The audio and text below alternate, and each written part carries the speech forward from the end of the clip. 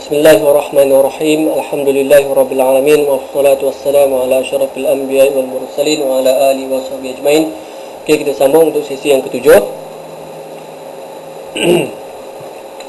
Okey, ahli waris yang tidak ditentukan bahagian mereka ataupun dinamakan al-asabah ataupun ahli asabah. Okey, muka surat 35.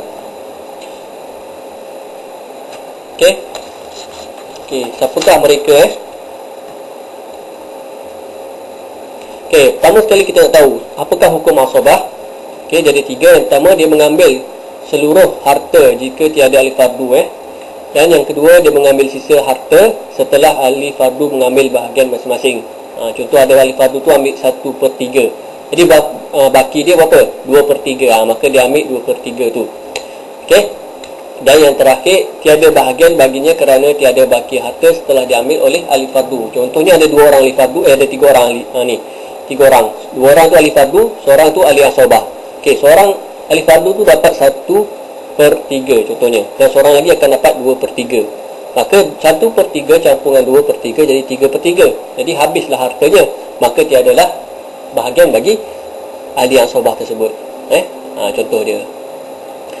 Okey, kita tengok siapakah mereka ahli asabah. Okey, sebelum tu ada 3 jenis asabah ada 3 jenis asabah, iaitu asabah yang pertama asabah bin nafsi, asabah dengan sendiri. Yang kedua asabah bil ghairi, asabah dengan yang lain. Dan yang terakhir asabah ma'al ghairi, asabah dengan yang lain. Okey, kita mulakan dengan asabah bin nafsi bin nafsi.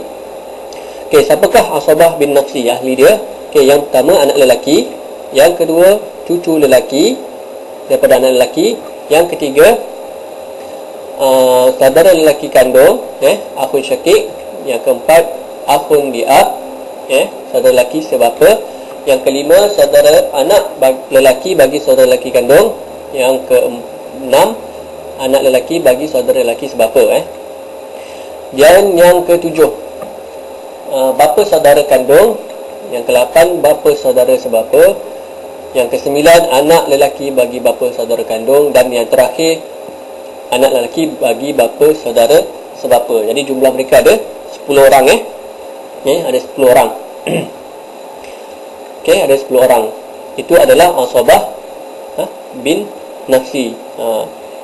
Jadi antara cara nak ingat dia tu, kalau kita tengok dekat bawah tu, iaitu mereka daripada golongan lelaki daripada ahli waris kecuali bapa, datuk, suami dan saudara seibu. 4 orang ni bukan anggota asabah bin nafsi.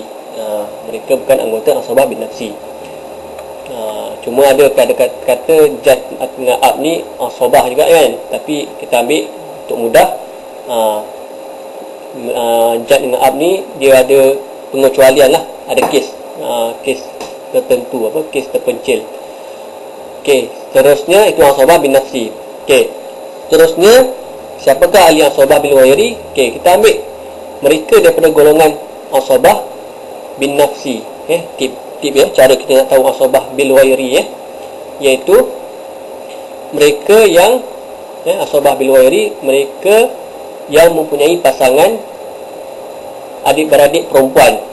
Siapa dia? Iaitu anak lelaki bersama dengan anak perempuan, cucu perempuan bersama dengan cucu lelaki, saudara lelaki kandung bersama saudara lelaki saudara perempuan kandung, dan saudara lelaki sebapa dengan saudara perempuan sebapa. Ini adalah anggota asabah bil ghairi. Yang lelaki ni akan menarik pasangan yang perempuan ni bersama-sama dengan mereka mendapat bahagian secara asabah. Asalnya yang perempuan ni ada bahagian ni kan, betul tak?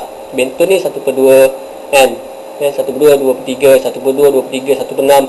Ukhtun syakikah 1/2, 2/3, yang ukhtun li'ab 1/2, 2/3 kan, 1/6. Tapi kalau ada anak lelaki, ada pasangan mereka yang lelaki tu, mereka akan ditarik menjadi asabah bersama yang lelaki tu.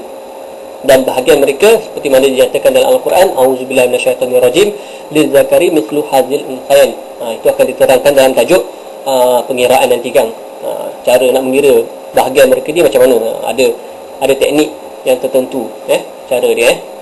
Okey, seterusnya yang terakhir asabah ma'al ghairi. Okey, siapakah golongan asabah ma'al ghairi? Okey, cara nak ingat tip dia, kita ambil golongan daripada asabah bil ghairi ni juga, daripada bil ghairi juga.